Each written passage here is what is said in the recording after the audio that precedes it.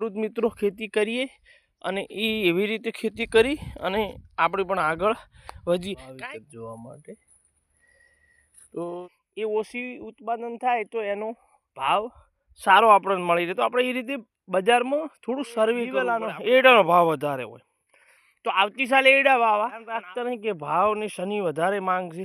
પછી હવે અત્યારે તો મોબાઈલનો યુગ. હલો દોસ્ત, આપના યુટ્યુબ ચેનલમાં આપનું હાર્દિક સ્વાગત છે. આજે આપણે લઈને આવ્યા છો અજમાની ખેતી અને વાવેતર જોવા માટે.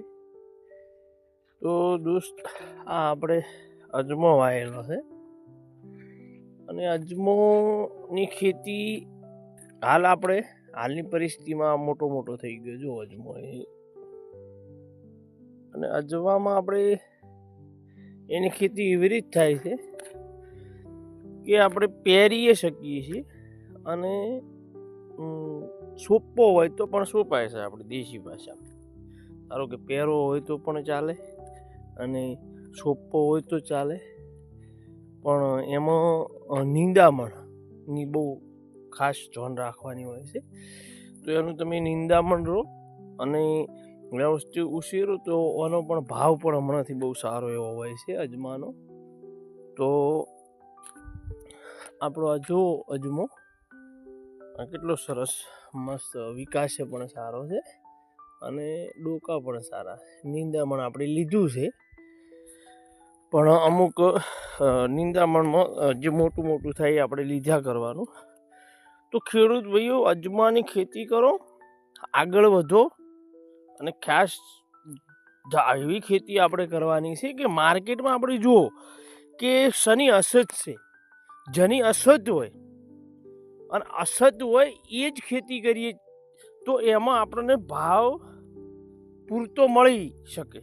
હવે આપણે એવું જોવાનું હોય, ધારો કે આપણે 2011 આગલા વર્ષે આપણે રાજગરાનો ભાવ છેલ્લે 1700 1750 થયો હતો.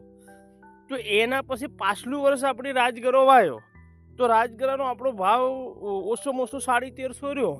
તો 1350 ભાવ રહ્યો કેમ કે આગલી સાલે આપણી પાસે વધારે રાજગરાનો ભાવ હતો એટલે ખેડૂતોએ બધી રાજગરો કર્યો તો ભાવ થોડો ડાઉન થયો.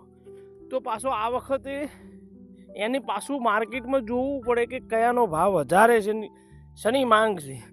તો એ પ્રમાણે ખેડૂતો આપણે કોઈ પણ વાવેતર કરીએ તો આપણને ભાવ પૂરતો મળી રહેશે. તો હાલ પરિસ્થિતિ એવી સરસ છે કે અજમાનો ભાવ સારો છે અને અજમામાં પણ ભાવ આપણને મળી રહ્યો છે. તો આપણે અજમો કરીએ. ધારો કે અજમો આપણે કરવા માંડ્યા તો એક એક્ઝામ્પલ લઈએ કે હવે વધારે ખેડૂતો અજમો કરવા માંડ્યા તો બીજી વસ્તુનો પણ ભાવ વધારો હોય, એનો માંગ હોય. એ ઓછી ઉત્પાદન થાય તો એનો ભાવ સારો આપણને મળી રહે. તો આપણે એ રીતે બજારમાં થોડું સર્વે કરવું પડે. આપણે સિઝનમાં એક વખત તો બજારમાં જતા તો આપણને માહિતી તો હોય. તો એ રીતે આપણી ભાવની શું કહેવાય કે આપણને ખબર પડે એ પ્રમાણે આપણે વાવેતર કરીએ તો આપણને વધારે સારું રહે. એનો અર્થ એવો નથી ધારો કે રાજગરાનો આ વખત ધારો કે દિવેલાનો એડાનો ભાવ વધારે હોય તો આવતી સાલે એડા વાવા અને આવતી સાલ વહી અને પછી એની પાછલી સાલ નહીં વાવા. આવતી સાલ કેમ કે બધા જ વાવે એટલે ભાવ ડીમ થાય. તો જેની માંગ છે એવી રીતે તમે ખેડૂત મિત્રો વાવેતર કરો તો તમને સારામાં સારો ભાવ માર્કેટમાં મળી રહે. પણ આપણે ધ્યાન રાખતા નહીં કે ભાવની શનિ વધારે માંગ છે.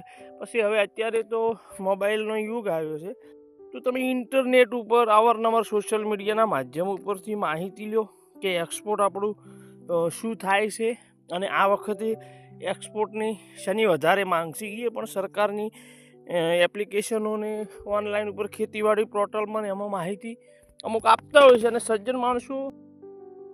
સજ્જન માણસો પણ સોશિયલ મીડિયાના માધ્યમથી પણ આપણને માહિતી આપતા હોય છે કે આ વસ્તુ આ વખતે ભાવ સારો રહે, આની માંગ રહે, આ દેશની અંદર આનું પણ ડિમાન્ડ રહેશે, એવું બધું કહેતા હોય છે.